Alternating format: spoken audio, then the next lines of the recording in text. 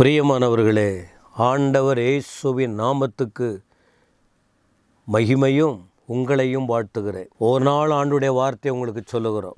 இப்பொழுதும் ஒரு வார்த்தை என்ன தெரியுமா? உங்களோடு தங்கி இருக்க விரும்புகிற தேவன் உங்களுக்குள்ளே இருக்க விரும்புகிறார். பொதுவாகவே கடவுள் எங்கேயோ தூரத்தில் இருக்கிற போல நாம் கேட்குறோம். ஆனால் நம்முடைய வேதம் சொல்லுது, அவர் உங்களுக்குள் இருக்கிறார். அவருடைய நாமத்தின் மேல் விசுவாசம் உள்ளவர்களாய் அவரை ஏற்றுக்கொண்டவர்கள் எத்தனை பேர்களோ அத்தனை பேரும் தேவனுடைய பிள்ளைகள். அவரை ஏற்றுக்கொண்டவர்கள். அவர் உள்ளத்தில் யாரை, தெய்வத்தை இயேசுவை உள்ளத்தில் யார் ஏற்றுக்கொண்டாங்க, அவங்க தேவனுடைய பிள்ளைங்க. அப்போ இன்றைக்கி உங்களுக்கு சொல்கிற வார்த்தை என்ன? நம்மில் வாசம் பண்ணுகிற தேவன், நம்மோட தங்கி இருக்கிற தேவன். ஒரு வீட்டை கட்டிட்டு அந்த வீட்டில் யாரும் இல்லைன்னு சொன்னால் ஒரு மாதிரி சொல்லுவாங்க. ஆனால் வீடை கட்டிட்டு அங்கே இருக்கும்போது அவங்க அதில் வசிக்கிறாங்க, ஒரு குடும்பம் அங்கே வாழ்ந்துக்கிட்டு இருக்கு, ஒரு நல்ல நிலை.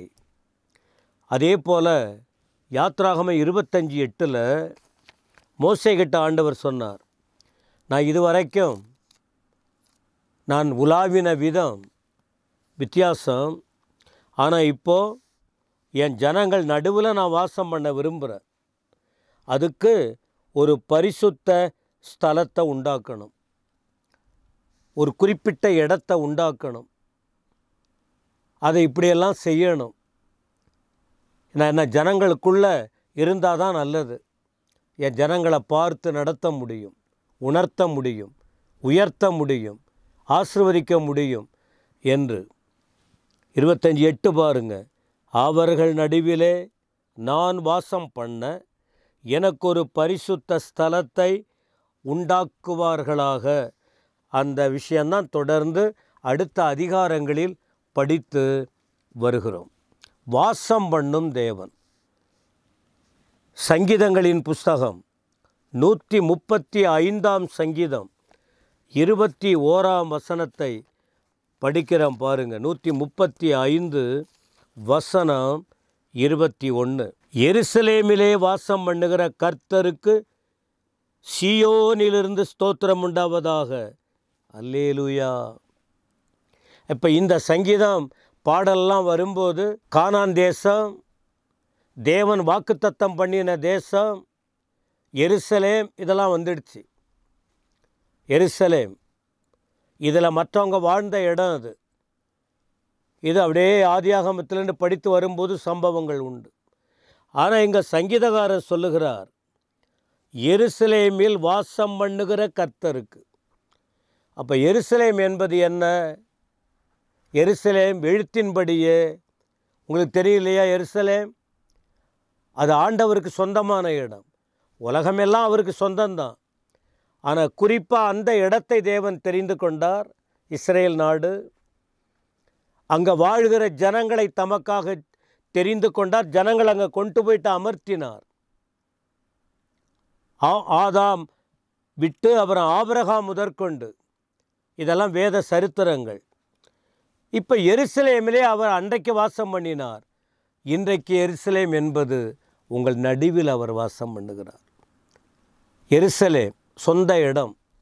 நீங்கள் இருக்கிற இடத்துல ஒரு மரமாக இருக்கலாம், ஒரு வீடாக இருக்கலாம், ஒரு கட்டடமாக இருக்கலாம், அதன் நடுவில் வாசம் பண்ணுகிறார்.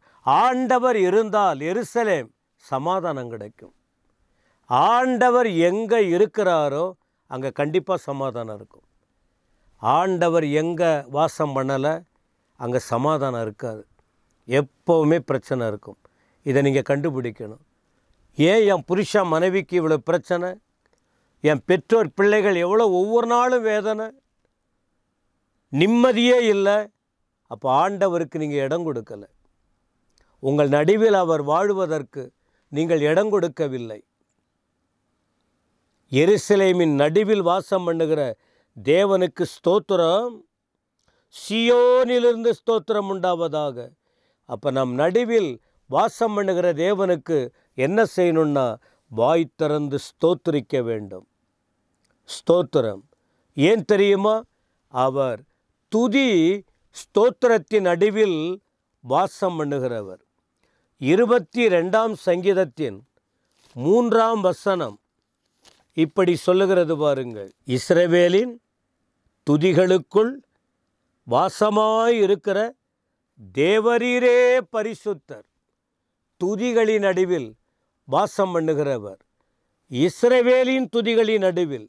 அன்றைக்கு அவர்கள் இஸ்ரவேலர்கள், இன்றைக்கு ஆண்டவர் இயேசுவை ஏற்றுக்கொண்ட நாம் ஆவிக்குரிய இஸ்ரவேலர்கள். நாம் என்ன செய்யணும்? துதிக்க வேண்டும், துதிக்க வேண்டும். தேவன் இருக்கிற இடத்தில் சமாதானம். இரண்டாவது, தேவனை துதிக்கும்போது பரிசுத்தம். அவர் பரிசுத்தம் உள்ள தேவன். அவர் நம் நடுவில் உலாவுகிறார். 2 நாளாகமம் 5ஆம் அதிகாரம் 12 முதல் 14 வரைக்கும் பாருங்கள். எப்படி தேவனை துதித்து தேவனை ஆராதிக்கும் போது அங்கே ஆண்டவர் எந்த அளவுக்கு கிரியை செய்தார் என்று அந்த வேத பகுதி சொல்லுகிறது. அருமையானவர்களே, நமக்குள்ளே அவர் வாசம் பண்ணுகிறத நீங்கள் உணர்றீங்களா? சங்கீதம் 34:1 சொல்லுகிறது, கர்த்தரை எக்காலத்திலும் ஸ்தோத்திரிப்பேன், அவர் துதி எப்போதும் என் வாயிருக்கும். சமாதானம் கொடுக்கிற தேவன், பரிசுத்தம் கொடுக்கிற தேவன். இந்த தேவனுடைய பிரசன்னத்தை அனுபவிக்க வேண்டுமானால், இந்த தேவனுடைய வல்லமையை அனுபவிக்க வேண்டுமானால், இந்த தேவனுடைய ஆசீர்வாதங்களை நீங்கள் பெற்றுக்கொள்ள வேண்டுமானால், இந்த தேவன் கொடுக்கிற விடுதலையை நீங்கள் அனுபவிக்க வேண்டுமானால், தேவனை மகிமைப்படுத்த, தேவனை துதிக்க, தேவனை ஸ்தோத்திரிக்க, தேவனை கனம் பண்ண நீங்கள் ஆயத்தமாய் இருக்க வேண்டும். அப்போஸ்தலர் 16:25 பவுலும் சீலாவும் சிறையிலே அடைக்கப்பட்டிருக்காங்க, தொழுவத்திலே மாட்டப்பட்டிருக்காங்க. ஆண்டவர் இயேசுவை அறிந்து கொண்டவங்க என்ன செய்தாங்க தெரியுமா? பாடல்களை பாடி துதி செய்ய தொடங்கினார்கள். கட்டுகள் அருந்தது. உங்கள் கட்டுகள் அருந்து போகணுமா? சமாதானம் வேணுமா? உங்கள் பிரிந்த குடும்பம் ஒன்றாகணுமா? தேவன் உங்கள் இருதயத்தில் இருக்கணும், உங்கள் வீட்டில் இருக்கணும், உங்களோட இருக்கணும், நீங்கள் அவரோடு இருக்கணும். அப்பொழுது கட்டப்பட்ட சூழ்நிலை மாறும், சமாதான குறைவு மறையும், எதிர்ப்புகள் நீங்கி போகும், ஆண்டவர் அற்புதத்தை நீங்கள் பெறுவீர்கள். அதுக்கு தான் அந்த வசனங்களை உங்களுக்கு குறிப்பிடுகிறோம்.